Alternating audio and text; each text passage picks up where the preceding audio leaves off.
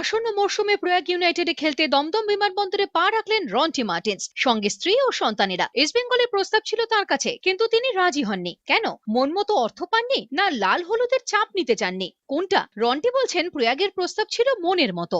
The approach is very less. Prague United came with being ambition, you know. They are ready, and of course, at the end, I have to sign for them. এবারে তারকা খচিত দল প্রয়াগের। Ronti, Carlos Hernandez, Subrata পাল, গৌরমাঙ্গি, কে নেই? কিন্তু trophy কি আসবে? কিংবা ওডাফাদের মতো তারকাদের টপকে আবার কি সেরা গোলদাতা হতে পারবেন রন্টি? প্রয়াগের নাইজেরিয়ান স্ট্রাইকার কিন্তু নিজের গোল থেকে প্রয়াগের ট্রফি জয়টাকে বেশি গুরুত্ব দিচ্ছেন আর বলছেন ওডাফার সঙ্গে আমার কোনো লড়াই নেই। There is no duel.